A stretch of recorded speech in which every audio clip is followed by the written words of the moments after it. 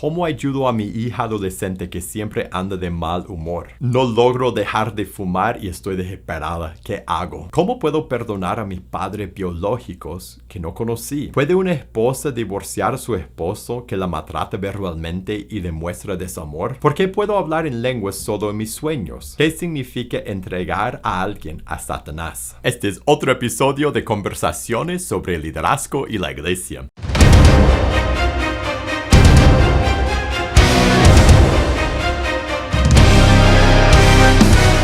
Hola, soy Felipe de pazcondios.com. En pazcondios.com nuestra misión es capacitar a líderes para equipar a la iglesia. Y si quieres ver todos los videos que publicamos, suscríbete a este canal y prende la campanita de notificaciones. Ahora, en este programa de conversaciones sobre el liderazgo y la iglesia, yo contesto las preguntas que me envían. Así que si tú tienes una pregunta de Dios o de la Biblia, de tu vida, del liderazgo, de la iglesia, una pregunta de lo que sea, mándame tu pregunta a preguntas@pazcondios.com, preguntas@pazcondios.com para que podamos conversar de tu pregunta en un episodio en el futuro. Ahora vamos directo a las preguntas de hoy. Alguien pregunta, ¿cómo ayudo a mi hija adolescente que siempre anda de mal humor? Dice, mi hija tiene 17 años de edad y asiste a la iglesia obligadamente y siempre anda de mal humor. No sé cómo ser su amiga.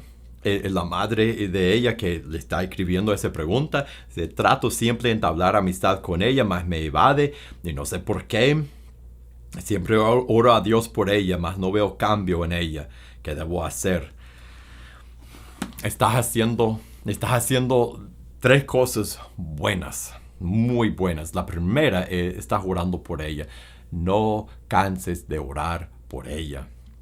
No canses de orar por ella. Yo creo que todos los que somos padres de adolescentes pasamos por esa etapa en que sentimos lo que tú estás describiendo. Y primero, estás haciendo bien en orar por ella. No dejes de orar por ella. Que ella ame a Dios, que Dios toque su corazón. La segunda cosa que estás haciendo bien es llevarla a congregarse. La verdad, muchas veces uno dice que no va a llevar a sus hijos a la fuerza de la iglesia, pero la realidad es cuando uno tiene su hogar y dice, más mi casa y yo serviremos al Señor, eso significa, mira, Josué no dijo en el Antiguo Testamento de que dijo, más mi casa y yo serviremos al Señor. Josué no dijo, yo voy a preguntar a los de mi casa si quieren servir al Señor. Él dijo, lo haremos. O sea que cuando tienes tu hogar, hace bien en llevar a tu hija contigo a la iglesia, porque nosotros como padres tenemos la responsabilidad de guiar a nuestros hijos, y eso no es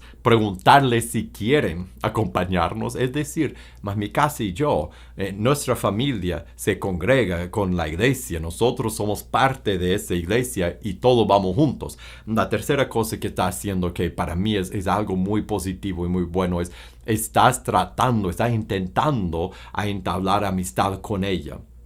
Y yo creo que lo que más necesitas escuchar es eso. Bueno, hay una cosa que puedes hacer, una cosa más que puedes hacer. Y esto es leer la Biblia con ella. Decir, en nuestra casa, como familia, vamos a tener un estudio bíblico cada semana. Cada semana vamos a leer la Biblia juntos, vamos a tener un estudio de la Biblia y todo lo vamos a hacer. Eso es otra cosa que puedes hacer. Y aparte de eso, yo creo que lo que puedo decir para animarte es eso. Ten paciencia, perseverancia. Ten paciencia porque ella está pasando por una etapa de muchos cambios. Y en parte es parte de esa etapa.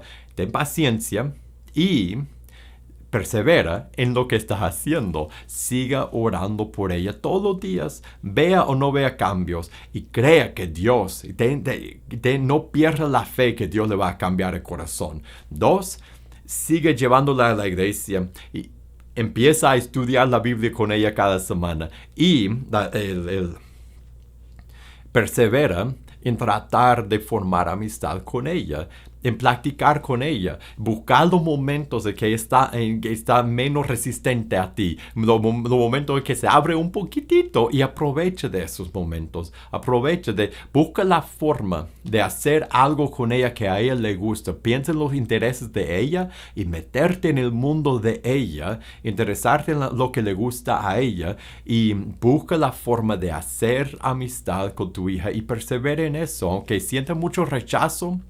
Siga buscando, hazlo por ella, no por ti, y así que el rechazo no te va a doler tanto y persevera en lo que estás haciendo y no pierdas la confianza.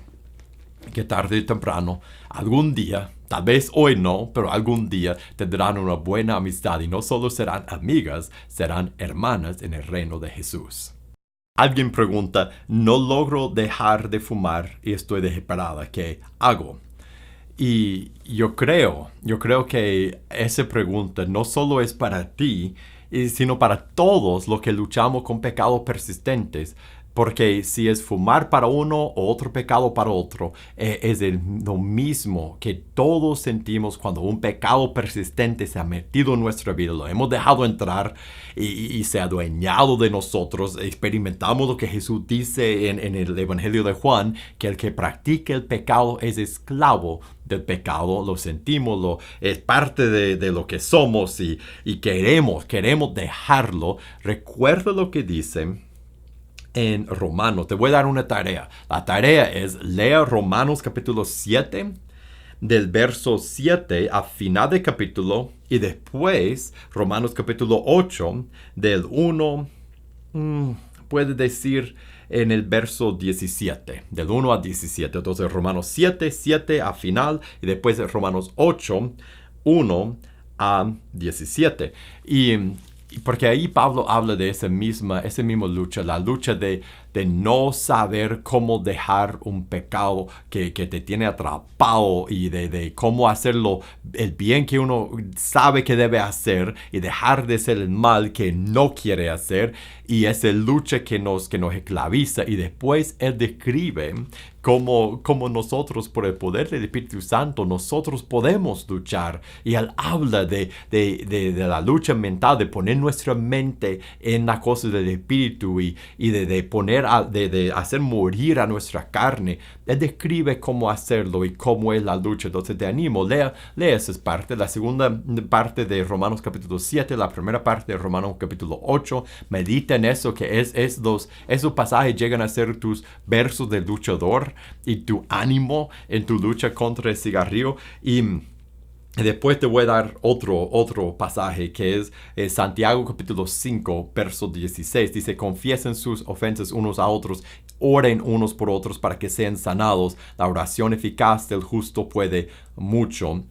Parte de la lucha, de luchar contra nuestro pecado, de hacer lo que Pablo dice en Romanos 8, es confesar nuestro pecado persistente a otros hermanos, a alguien de confianza. Si eres una hermana, que lo confiesas a otra hermana, una hermana madura que de confianza, que no va a ir hablando, que no te va a juzgar, que te va a preguntar cómo te va, que te va a dar consejos, que te va a dar contabilidad en tu vida, que te va a ayudar a caminar contigo al ir luchando contra ese pecado. Y recuerda, aunque sientes que no puedes hoy, aunque sientes que no hay esperanza hoy, como muchos pueden decir, como muchos podemos decir pues, de pecados persistentes que han sido parte de nuestra vida, que ahora ya no lo son, sí, con la ayuda del Espíritu Santo, sí puedes hacer morir a esa parte de tu vieja naturaleza. Tú puedes vivir libre de ese vicio. Tú puedes honrar a Dios con tu cuerpo por dejar de fumar. Tal vez hoy sientes que no es posible. Déjeme decirte, sí es posible. Lucha con el poder del Espíritu Santo y verás que Dios te santificará. Alguien pregunta, ¿cómo puedo perdonar a mis padres biológicos que no conocí? Wow, esa pregunta trae mucha tristeza, viene de mucha tristeza, porque y ha llegado con tu pregunta, ha llegado a lo que es la esencia del perdón. Muchas veces pensamos que perdonar es decir a la persona te perdono, pero no es así. nosotros podemos, y a veces tenemos, en tu caso, que perdonar a personas que nunca hemos conocido y quizás nunca conoceremos en esa vida. ¿Cómo perdonamos a personas que nos han ofendido, que aún sin conocer a tus padres, ellos te han quitado mucho y por eso sientes lo que sientes contra ellos y por eso sabes que debes perdonarlos porque ellos, su ausencia, su pecado contra ti te ha marcado. Te ha quitado algo grande de tu vida, el dolor que sientes. Es muy natural, es justo que sientas eso. Ahora, lo que Dios pide a todos sus hijos que hagamos cuando alguien nos ha ofendido en algo tan grande como esto o algo mucho más pequeño como cualquier ofensa diaria, Él pide que nosotros que perdonemos a la persona que nos ha ofendido. Y eso no necesariamente significa decir a la persona te perdono. Eso significa decidir en nuestro corazón que ya no vamos a cargar la deuda de lo que ellos nos deben, que vamos a poner en cero a la deuda. Vamos a tomar la decisión que ya no voy a estar resentido, que ya no voy a tener amargura, que ya no voy a sentir que me deben algo porque la deuda se ha cancelado. De la misma forma que si tú me prestas $100, te debo $100. Y si tú algún día en tu corazón decides que ya vas a cancelar esa deuda, tú vas a decidir, ya no me debes $100, Felipe. De la misma forma, perdonar a alguien es decidir en nuestra mente, en nuestro corazón, ya la deuda, lo que ellos me deben, lo que me quitaron, la falta que ellos me hicieron, ya está en cero. Pongo la deuda en cero, ya no me debe nada. Eso es perdonar. ¿Y cómo podemos perdonar cuando la otra persona ha hecho algo grande contra nosotros? Más algo tan enorme como eso, que lo que tú has experimentado. Hallamos la respuesta en la cruz, en el Evangelio. Mira lo que dice Colosenses capítulo 3, verso 13, dice, soportándose unos a otros y, aquí está, perdonándose unos a otros. Si alguno tuviera queja contra otro, o sea, no es, no te preocupes, no pasó nada, eso no es perdonar. Perdonar es cuando de verdad tienes queja. Cuando alguien te ha hecho algo, hay una deuda, te ha quitado algo, te ha lastimado. En ese momento perdona. Y uno dice, ¿cómo? ¿Cómo debemos perdonar? ¿Y por qué debemos perdonar? ¿Cómo podemos borrar esa deuda? Y dice, de la manera que Cristo les perdonó, así también háganlo ustedes. Como Cristo nos perdonó. Y ahí entendemos, cuando vemos la cruz, cuando yo pienso en lo enorme que es mi deuda con Dios, mi ofensa, mi rebeldía contra el Padre, todo lo que yo he hecho y pensado y sentido y dicho y toda mi ofensa contra el Padre, que Él me perdonó, pues puso en cero mi deuda, porque la puso sobre Cristo. Y Él me perdonó en la cruz, y cuando pienso en lo enorme que fue el perdón que Él me dio, y ahora alguien me hace algo, alguien me ofende, yo tengo una queja contra otro, yo llevo una carga de lo que me hicieron, y en tu caso una gran carga. ¿Y cómo puedo perdonar eso? Por recordar cómo Cristo te ha perdonado y lo grande y lo enorme que es este perdón, y después decir, de la misma forma que yo he sido perdonado, tengo y voy a perdonar y voy a poner en cero a la deuda. Ya no me debes nada, porque yo he sido perdonado, y de esa misma manera yo perdonaré. Que Dios te llene de su espíritu, que te dé mucha gracia para que tú puedas perdonar como tú has sido perdonada. Y la siguiente pregunta es, ¿puede una esposa divorciar a su esposo que la maltrata verbalmente y demuestra desamor? Y le voy a leer el contexto de la pregunta, porque ahí hay detalles que nos va a ayudar en esta conversación. La pregunta es, soy líder de la iglesia y me piden consejería de parte de una hermana en Cristo, ¿Qué debo hacer luego de un tremendo milagro que hizo Dios en su vida? Tenía cáncer, Dios la sanó, pero su hogar fue un desastre por su esposo. Ahora que está en remisión de su enfermedad, tiene dolor de que su hogar sigue igual o peor que antes por su esposo, que en algún momento hubo adulterio por parte de él y lo perdonó. Y la pregunta es si tiene que soportar a su esposo cuando en el pasado hay maltrato verbal y un marcado desamor por ella, o puede divorciarse de su esposo. Y primero te voy a dar un consejo que es diferente, que es aparte de la pregunta que hiciste, pero mi consejo es que nosotros los líderes en la iglesia no es sabio que nosotros los líderes en la iglesia demos consejo, que brindamos consejería a las mujeres en sus vidas, en cuanto a sus vidas íntimas.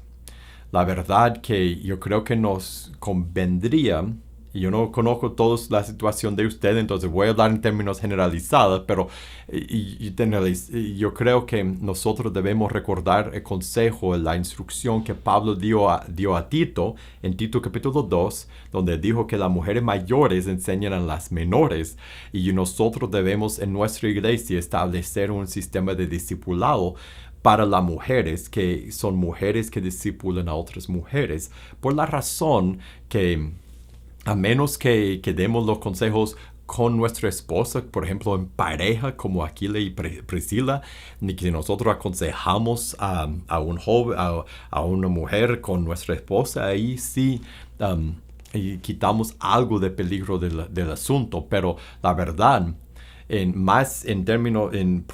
con una hermana que tiene problemas en su matrimonio, que un hermano líder le dé consejos, le aconseje, y que tenga esa clase de relación de discipulado y de consejería con ella, yo creo que es mucho mejor pedir a una hermana mayor que se encargue de ese discipulado y de esa consejería. O tu esposa, que una hermana aconseje a la hermana. Aparte de eso, y yo sé que eso no fue lo que preguntaste, pero aparte de eso, ¿qué debe hacer esa hermana en su vida? Pues la Biblia es clara, hermano. Si ves en Mateo 19, Jesús dice que lo que Dios ha unido, que no lo separe el hombre. El consejo no es tomar en cuenta qué tan insaludable es el matrimonio y qué tan pecador es el otro, y medir eso y después decidir si uno puede o está justificado en salir del matrimonio, si no lo puede soportar. No, el consejo es, y con la palabra de Dios, decir, cuando uno se casa, Dios los hace una sola persona. Y aunque hubo infidelidad, si ella lo perdonó, ni por cerca puede aplicarse, en mi opinión, lo que Jesús dice en Mateo 19, de que a no sea por causa de fornicación, porque ella ha perdonado la fornicación y ya han pasado por eso. Y la realidad, nuestro consejo debe ser siempre: estás casada, viva en tu matrimonio de una forma que dé gloria al Dios que lo hizo una sola carne. Sirva a tu esposo, sirva a tu esposa, sacrifícate para el bien de tu matrimonio. Ora por tu esposo. Es el consejo yo creo que aquí aplica el consejo en 1 de Pedro 3, que por su ejemplo tal vez Dios salve a su esposo. Es ser una persona fiel y entregada en el matrimonio, una hija de Dios, para que al final de su vida escuche la palabra de su padre: bien hecha, buen sierva y fiel. También, y me vino a la mente 1 de Corintios 7, donde Pablo da consejos a personas que están casados en matrimonio con personas no creyentes y tiene esa dificultad de cómo llevarse en el matrimonio. No debe divorciarse. Bíblicamente no tiene camino para el divorcio. No debe pensar en eso y debe recibir un consejo de ser fiel en su matrimonio y luchar por su matrimonio. Alguien pregunta: ¿por qué puedo hablar en lenguas solo en mis sueños? Yo diría que si Dios te da, porque y en la pregunta describe más detalles de cómo adora a Dios en sus sueños en lenguas y después, pero cuando está despierta no lo puede hacer, pero en sus sueños Dios le da eso. La verdad, si tú puedes adorar a Dios y Dios te da el regalo, el don de poder adorarle en tus sueños, y no solo adorarle, sino adorarle en lenguas, hay que agradecer a Dios, hay que estar agradecido de que Dios te ha dado eso y gozar de la comunicación y la conexión que tienes con tu Padre aun cuando estás dormida. Ahora, no, tampoco hay que sentir que si no puedes hablar en lenguas cuando estás despierta, que no cuenta, o que no vale, o que no eres una buena cristiana. Muchas veces en el mundo religioso hoy día existe una doctrina falsa que es que solo los cristianos, que los cristianos que tienen el Espíritu pueden hablar en lenguas. No todos que tienen el Espíritu Santo van a hablar en lenguas. El apóstol Pablo fue bien claro en eso. En 1 Corintios, capítulo 12, 13 y 14, él habla de ese asunto. Y no es una marca, una señal de uno que tiene el Espíritu Santo a la fuerza hablará en lenguas. Entonces no sientes inferior, no sientes que debes poder hacerlo y que no puedes. Dios da todo don espiritual cuando Él quiere y a quién y cómo Él quiere. Entonces hay que recibir los dones y como Pablo dice en el capítulo 14 de 1 Corintios, hay que buscar los dones, pero hay que reconocer, como dice en el capítulo 12, que Dios es soberano y el Espíritu Santo da los dones y debemos estar agradecidos por los dones que tenemos hoy y usar los dones para levantar el cuerpo de Cristo. Alguien pregunta, ¿qué significa entregar a alguien a Satanás? Y ahí hace referencia a 1 de Timoteo, capítulo 1, en el verso 20, donde el apóstol Pablo dice, de los cuales son Himeneo y Alejandro, a quienes entregué a Satanás para que aprendan a no blasfemar. Y en la pregunta dice, ¿qué significa eso de entregar a alguien a Satanás? Esa es la esencia de lo que es la disciplina en la iglesia. En la iglesia nosotros, de la misma forma, de la misma manera en que nosotros guiamos a personas a entrar en el cuerpo de Cristo y reconocemos a la persona, a lo que hace la persona cuando entra en el cuerpo de Cristo, principalmente cuando toma la decisión de entregarse a Jesús por arrepentirse y bautizarse, cuando llega a ese momento, como en Hechos 2:38, cuando llega el momento, toma la decisión y ya tiene el Espíritu Santo, ha recibido el perdón de los pecados, es una nueva criatura. Le aplica lo que dice Pablo en Romanos, en 2 de Corintios capítulo 5, verso 21. Lo viejo pasado, una nueva criatura es. Y nosotros como comunidad, como iglesia, reconocemos eso. Nosotros decimos a la persona cuando sale del agua, lo que la Biblia dice es que tú has nacido de nuevo, eres parte de la familia de Dios, de la misma manera que recibimos a las personas cuando entran. Cuando un hermano vive en un pecado persistente, cuando abandona su fe, de la misma manera que cuando entra en la fe, reconocemos a la persona como que ya parte de la familia de Dios y nuestra familia local, la iglesia. Cuando una persona abandona la fe, nos toca reconocer esa realidad también y de guiar a la persona a salir de la comunidad de la fe, no a no reunirse en los domingos o buscar a Dios como una persona no creyente, pero nos toca reconocer que ya no puedes llamarte cristiano, que ya no estás siguiendo a Jesús porque tú has decidido aferrarte a tu pecado y abandonar a tu Salvador, a no arrepentirte, a no obedecer a Dios, sino a rebelarte persistentemente contra Él. Un ejemplo de eso se encuentra en 1 de Timoteo. Pablo dice en el verso 18, ahí vemos por qué entregó a esos dos hombres a Satanás. En el verso 18 del capítulo 1 de 1 de Timoteo dice, este mandamiento, hijo Timoteo, te encargo para que conforme a las profecías que se hicieron antes en cuanto a ti, milites por ella la buena milicia. O sea, sé constante, sé fiel, cumple con tu ministerio. Le está animando a Timoteo. Y dice, manteniendo la fe, en el verso 19, Entonces le da la advertencia, manteniendo la fe y buena conciencia. Entonces dice, mantén tu fe, mantén tu buena conciencia, o sea, mantén tu confianza, tu relación en Dios y tu buena conciencia, o sea, tu testimonio. Siga dejando tu pecado y aferrándote a Salvador. En otras palabras, dice, desechando la cual, entonces, personas que dejan de su confianza en Dios, su relación con Dios, que dejan de obedecer a Dios, de luchar contra su pecado, dice, desechando la cual naufragaron en cuanto a la fe algunos. O sea, pierden su fe, se alejan de Dios. Dice, de los cuales, entonces él da un ejemplo. Y con eso él está diciendo a Timoteo, no seas tú como ellos. Me imagino que Timoteo, por estar con Pablo, él conocía a esos hombres. Me imagino, o por lo menos sabía de ellos. Y Pablo le está diciendo, no seas como ellos, no termines como ellos. Dice, de los cuales son Himeneo y Alejandro, a quienes entregué a Satanás,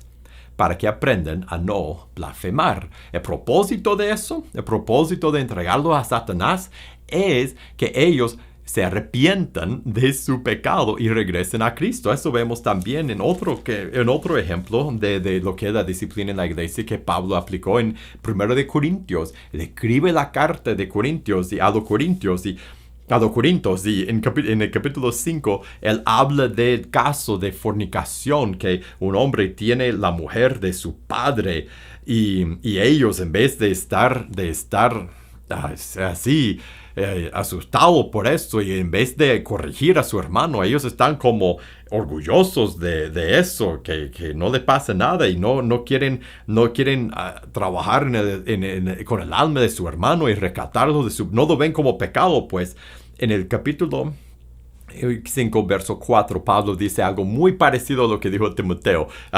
Dice, en el nombre de nuestro Señor Jesucristo, reunidos ustedes en mi espíritu con el poder de nuestro Señor Jesucristo. Entonces dice, todos ustedes en la congregación, todos ustedes, como si yo estuviera ahí con ustedes, con el poder del espíritu de nuestro Señor Jesucristo, el tal sea entregado a Satanás, otra vez la misma presión, entregado a Satanás para destrucción. Entonces dice, ¿por qué? ¿Con qué fin? Otra vez, igual que en 1 Timoteo, para destrucción de su carne.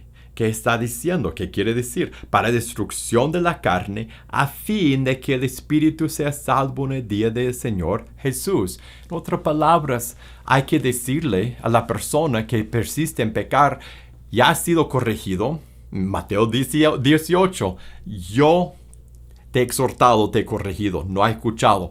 Yo he ido con mi hermano, no ha escuchado. Hemos ido, los ancianos te han corrido, no has escuchado. Ahora tenemos que expulsarte de la iglesia. Tenemos que decirte, ya no eres parte de la familia de Dios por tus acciones y tu falta de arrepentimiento. No eres parte de la familia de Dios. Y nosotros como familia, entregar a Satanás, decir a la persona, ya no puedes llamarte cristiano, mientras que sigues en ese pecado, mientras que sigues rebelándote contra Jesús mientras que no regreses a Él, no puedes llamarte cristiano. Nosotros te estamos entregando, de la misma forma que te recibimos del mundo, te estamos entregando al mundo. Y Pablo dice, no es para que sea enemigo, no es para que nunca regrese, es para destrucción de su carne. En otras palabras, para que se arrepienta, para que deje el pecado persistente. Y a veces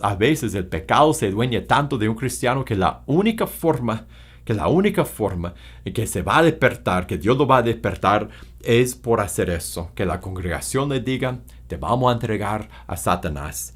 Vamos a reconocer que ya no eres parte de la familia de Dios. Y cuando lo hacemos, siempre tenemos que poner bien claro el camino para regresar, para arrepentirse, porque Pablo dice, el propósito para destrucción de la carne, el fin de que el espíritu sea salvo en el día del Señor Jesucristo, que en ese momento lo saquen de la familia de Dios, para que esa persona se arrepienta y deje su pecado y vuelva a Jesús. Entonces, cuando uno aplica la disciplina en la iglesia, dice, ya no te puede llamar cristiano porque tú estás viviendo con ese pecado persistente. Pero cuando tú te arrepientes y dejes el pecado, cuando dejes tu pecado y regreses a Jesús, entonces ya de nuevo eres parte de su familia y eres parte y tu carne será destruida y tu alma será salvada. Tú serás parte de la familia de Dios y por favor regresa, no quedes en el mundo. Eso es lo que uno hace cuando entrega a alguien a Satanás, como lo hizo Pablo, para que sea salva la persona, para que regrese a Jesús. Y ahora hemos llegado al final de este episodio de Conversaciones. Muchísimas gracias por haber pasado ese tiempo conmigo y gracias por las preguntas que me han enviado. Ahora, si tú tienes una pregunta de lo que sea, mándame tu pregunta a preguntas@pazcondios.com, preguntas@pazcondios.com para que podamos conversar de tu pregunta en un episodio en el futuro. Y si te gustó este episodio, te voy a invitar a que lo compartas con otra persona. Y si quieres más videos como suscríbete a este canal y prende la campanita de notificaciones. Y para recursos para tu vida y tu ministerio, búscanos en pazcondios.com. Que Dios te bendiga y nos veremos la próxima.